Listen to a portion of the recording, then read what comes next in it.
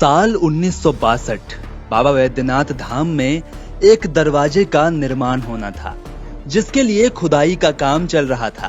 तभी अचानक यहाँ काम कर रहे मजदूरों को वहाँ एक चमकदार मणि दिखाई दी। ये मणि ऐसी थी जिसे देखकर लोगों को अपनी आंखों पर यकीन नहीं हो रहा था।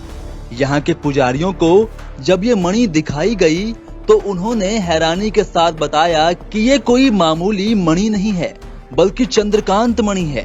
जब चंद्रकांत मणि के बारे में कुछ और जांच पड़ताल की गई तो सबके होश उड़ गए, क्योंकि इसका इतिहास ही कुछ ऐसा निकला। दरअसल पुराणों में ये वर्णन मिलता है कि चंद्रकांत मणि महाबली रावण की है। तो आखिर क्या है चंद्रकांत मणि का रहस्य? आखिर कैसे ये बाबा वैद्यनाथ मंदिर पहुंच गई और आखिर क्यों सब लोग इसे देखकर इतना डरे हुए थे? आपको हम इस मणि से जुड़ा हुआ वो सच बताएंगे जो आपके होश उड़ा कर रख देगा। दोस्तों, भारत के प्रसिद्ध तीर्थ स्थलों में झारखंड के देवघर का बाबा वैद्यनाथ धाम हिंदुओं के लिए अत्यंत महत्वपूर्ण है। 12 ज्योतिर्लिंगों में से एक स्थापत्य कला की दृष्टि से बाबा वैद्यनाथ मंदिर देश के प्राचीनतम मंदिरों में से एक है। साथ ही ये अपने रहस्यों के लिए दुनिया भर में जाना जाता है। इसके ऊपर लगा पंचशूल आज भी दुनिया भर के वैज्ञानिकों के लिए एक सिरदर्द बना हुआ है। मंदिर की बनावट की बात करें तो ये बहुत ठोस पत्थरों से निर्मित है। मंदिर प्रांगण के बीच में बना भगवान शिव का विशाल और भव्य मंदिर काफी मनमोहक है। आपको जानकर हैरानी होगी कि ये मंदिर कब बना और इसे किसने बनवाया, इसका पता आज तक नहीं चला है। पर पौराणिक कहानियों में ये साफ साफ वर्णित है कि इसका निर्माण स्वयं भगवान विश्वकर्मा ने किया था।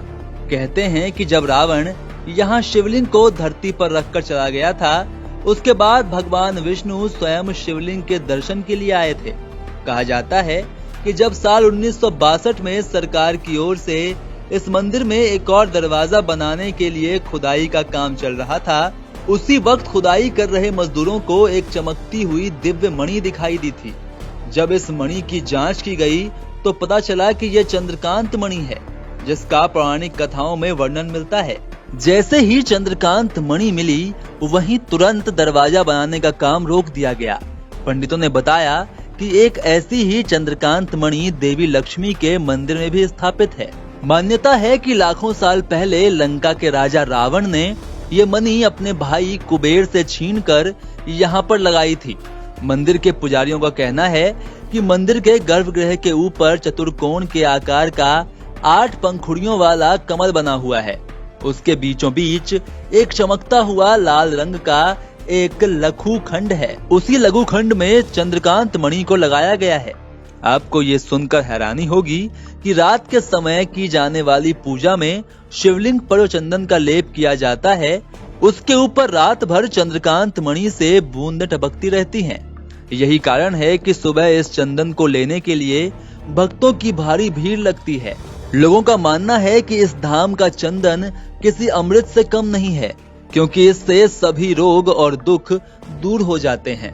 हालांकि उस मणि से गिरते हुए जल को अब तक देखा नहीं जा सकता, क्योंकि इस बारे में कुछ प्रत्यक्षदर्शी कहते हैं कि पहले जो जल की बूंदों को गिरते हुए सबने खुली आंखों से देखा था, लेकिन जब उसे छूने के लिए शिवलिंग के ऊपर हाथ रखा तो बूंदें नहीं गिरी।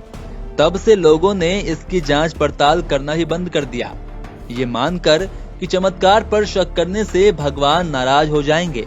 भगवान शिव के इस अत्यंत ही प्राचीन मंदिर के अंदर मणि लगे होने की बात पर पुरातात्विक वैज्ञानिकों की अलग अलग राय है।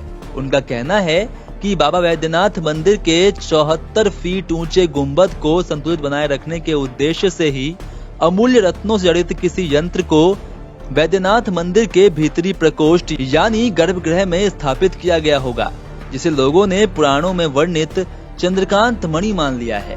साथ ही इस मंदिर से एक और अजीब चमत्कार जुड़ा हुआ है।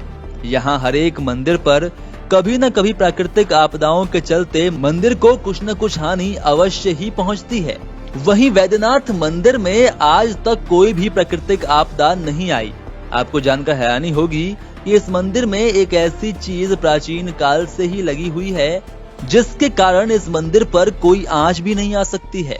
वहीं मंदिर के शीर्ष पर लगे पंचशूल को लेकर माना जाता है कि इसी पंचशूल के कारण मंदिर पर आज तक किसी प्राकृतिक आपदा का असर नहीं हुआ और जब तक पंचशूल है तब तक नहीं होगा। दोस्तों, आप इन बातों को कैसे देखते हैं कमेंट जरूर बताएं। साथ ही वीडियो को लाइक और शेयर करना बिल्कुल ना भूलें।